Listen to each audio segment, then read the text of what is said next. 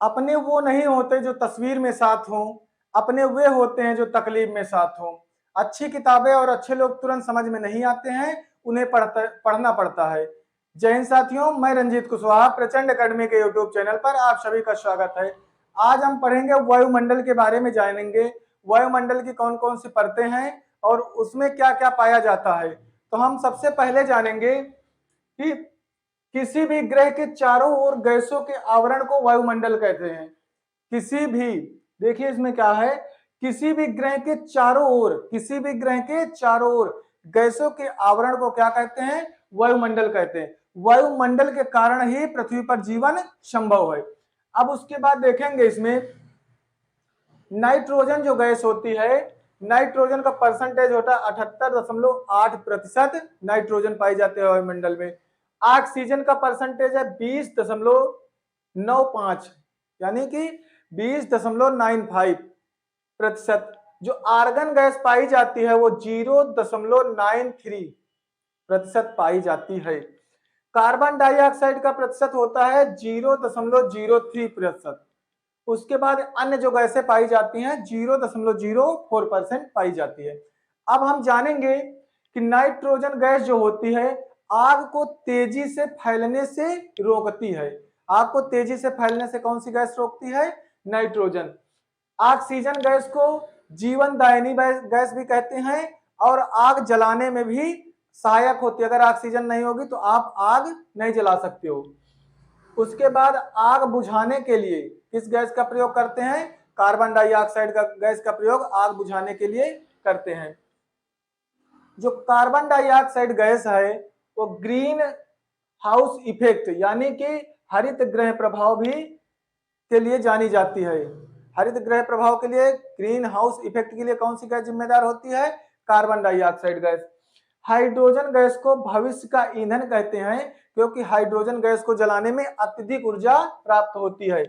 वायुमंडल में सबसे हल्की गैस हाइड्रोजन पाई जाती है। उसके बाद आर्गन गैस होती है। विद्युत उपकरण जैसे ट्यूबलाइट हो गया, उसके बाद बल्ब हो गया, इनमें सब में क्या प्रयोग किया जाता है? तो आर्गन गैस का प्रयोग करते हैं।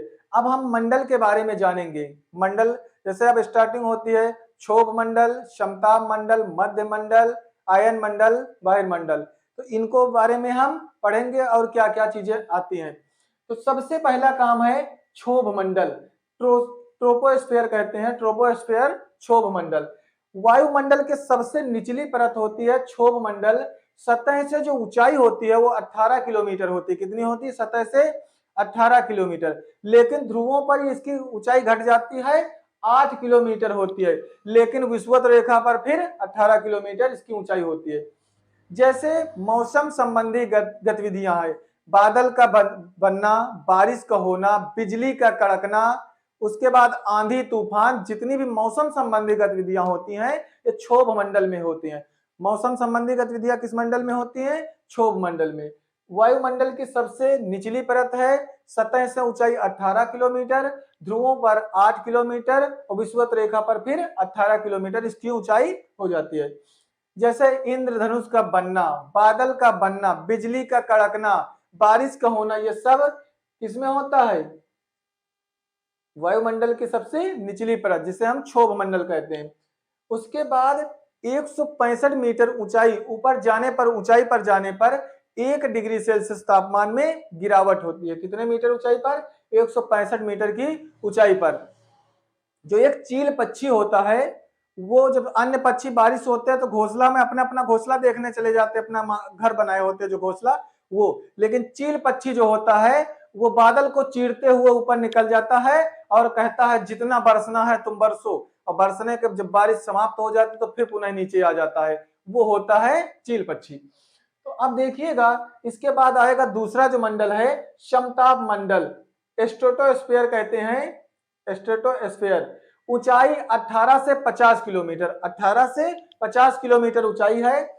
उसके बाद इसमें मौसम संबंधी गतिविधियां नहीं होती। समताप मंडल का मतलब ही है जिसका तापमान लगभग समान हो, समताप मंडल। उसके बाद इसमें क्या होता है कि वायुयान उड़ाने के लिए पूछा जाता क्वेश्चन ज्यादातर पेपर में कि वायुयान उड़ाने के लिए कौन सा मंडल आवश्यक है, किस मंडल में उड़ाए जाते हैं? तो समताप मंडल में।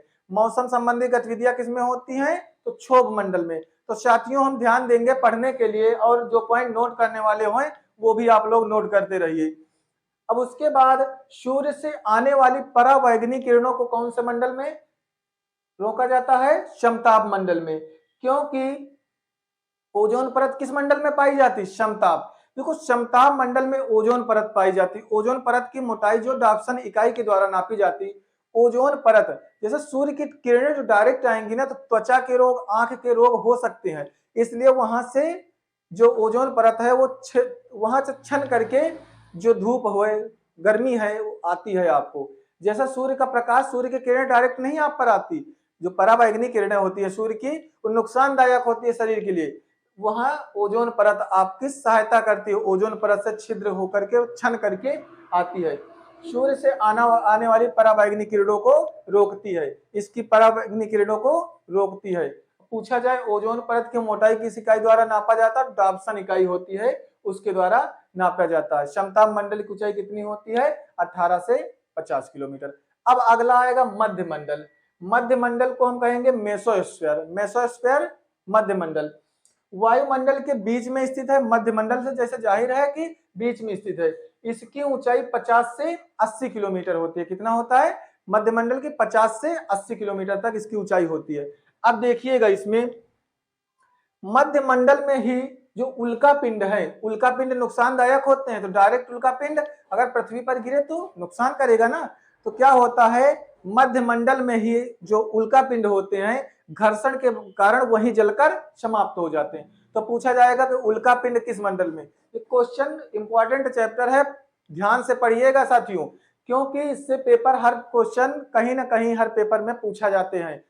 मौसम संबंधी गतिविधियां, क्षोभ मंडल वायुयान उड़ाने के लिए समताप मंडल, और मध्य मंडल में उल्का पिंड आकर के जलकर भस्म हो जाते, जलकर समाप्त हो जाते। किस कारण, घर्षण बहुत अधिक होता है। ठीक, तो साथियों हम आगे पढ़ेंगे आयन मंडल। आयनोस्फीयर कहते हैं आयन मंडल को। आयनो मंडल का जो विस्तार होता है ये 80 से 400 किलोमीटर होता है। आयन मंडल का विस्तार साथियों कितना होता है, 80 से 400 किलोमीटर। यहाँ रेडियो तरंगों को परावर्तित करते हैं। कौन सी तरंगे हैं, रेडियो, सैटेलाइट जैसे हो गया, संचार उपग्रह किस मंडल में, आयन मंडल में, आयनोस्फीयर कहते हैं। संचार उपग्रह पूछा जाता है किस मंडल में स्थापित किए जाते हैं, तो आयन मंडल होता है, जिसे हम आयनोस्फीयर कहते हैं। तो ये क्वेश्चन पूछे जाने वाले जो भी पेपर में है, आप लोग भी नोट करते रहिए जो पॉइंट नोट करने वाले हैं। बाकी आपको किताब का सहारा लेना पड़ेगा, केवल यूट्यूब से पढ़ाई नहीं होती है। आप यूट्यूब को पढ़ोगे, उसके बाद किताबों को पढ़ोगे तो अच्छा समझ में आएगा, अच्छी तैयारी होगी, अच्छी मेहनत करनी पड़ेगी। 5 से 6 घंटा रेगुलर आपको देना पड़ेगा, तभी जीवन में कुछ हो सकता है। और सोचो कि आराम से सोएंगे खाएंगे तो कहीं सिलेक्शन नहीं होना है, क्योंकि अगर 20 से 25 की उम्र में तुम्हारे सपने तुम्हें सोने न दे तो समझो तुम जिंदा हो। इस उम्र में तुम चैन की नींद सो रहे हो तो पता नहीं क्यों जिंदा हो। सिर्फ 6 महीने के लिए गायब हो जाओ। मैं कहता हूं कि 6 महीने के लिए बंद कर लो अपने आप को कमरे में, दुनिया वालों को लगे मर गया, किसी को कोई अता पता न चले। 6 महीने खुद पर इतनी मेहनत करो, खुद पर इतनी मेहनत करो, खुद को इतना समय दो कि दुनिया भर के लोग आपका समय लेने के लिए अपना समय लगाएं। तो साथियों हम देखेंगे आयन मंडल, आयनोस्फीयर के बारे में। आयनोस्फीयर, आयन मंडल का जो विस्तार होता है 80 किलोमीटर से 400 किलोमीटर तक होता है। जो रेडियो तरंगों को परावर्तित होती है, कहां पे होती है, आयन मंडल में। संचार उपग्रह जो सैटेलाइट लगते हैं किस मंडल में, आयन मंडल में। अब लास्ट का पढ़ेंगे बाह्य मंडल। बाह्य मंडल का जो विस्तार होता है इसकी कोई सीमा निर्धारित नहीं की गई है। बताने वाले 1000 के लगभग बताते हैं, 1000 किलोमीटर समथिंग। लेकिन आयन मंडल जो बाह्य मंडल है इसका विस्तार का कोई सीमा निर्धारित नहीं की गई है, इसकी कोई सीमा नहीं। इसमें क्या है, हाइड्रोजन और हीलियम गैसों की अधिकता पाई जाती है। हाइड्रोजन और हीलियम गैसों की अधिकता किस मंडल में पाई जाती है साथियों, तो बाह्य मंडल में पाई जाती है। तो साथियों ये था हमारा वायुमंडल के बारे में। इसको अच्छे से पढ़ लेना, सुन लेना, उसके बाद किताब उठा करके पढ़ोगे तभी आपकी समझ में आएगा।